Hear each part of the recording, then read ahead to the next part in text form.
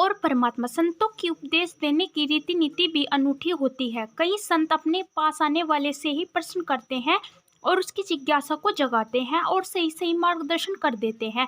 आचार्य रामानुजाचार्य एक महान संत एवं संप्रदाय धर्म के आचार्य थे। दूर दूर से लोग उनके दर्शन एवं मार्गदर्शन के लिए आते थे। सहज तथा सरल रीति से वे उपदेश देते थे। एक दिन एक युवक उनके पास आया और पैर में वंदना करके बोला, मुझे आपका शिष्य बनना है, आप मुझे अपना शिष्य बना लीजिए। रामानुजाचार्य ने कहा, तुझे शिष्य क्यों बनना है? युवक ने कहा, मेरा शिष्य होने का हेतु तो परमात्मा से प्रेम करना है। संत रामानुजाचार्य ने कहा, तब इसका अर्थ है कि तुझे परमात्मा से प्रीति करनी है, किंतु मुझे एक बात बता दे कि क्या तुझे तेरे घर के किसी भी व्यक्ति से प्रेम है?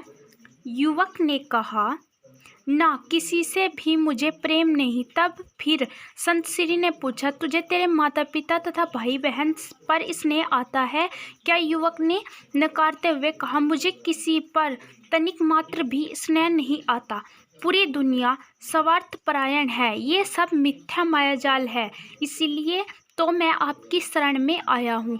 तब संत श्री रामानुज ने कहा, बेटा मैं तेरा मेरा मेल नहीं, जो तुझे जो चाहिए मैं नहीं दे सकता। युवक यह सुनकर स्तब्ध हो गया। उसने कहा, संसार का मिथ्या मान लेना कर मेरे से प्रीति नहीं की।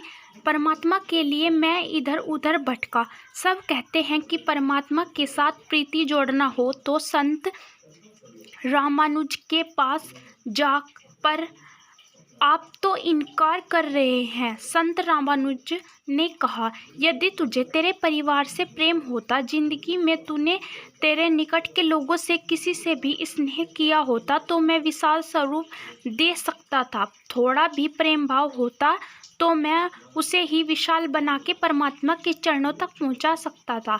छोटे से बीज में विशाल वटवृक्ष बनता है, परंतु बीज तो होना चाहिए पत्थर जैसा कठोर एवं शुष्क हो, तो उससे प्रेम का झरना कहाँ से बहा जा सकता है? यदि बीज ही नहीं तो वटवृक्ष कहाँ से बना सकता है?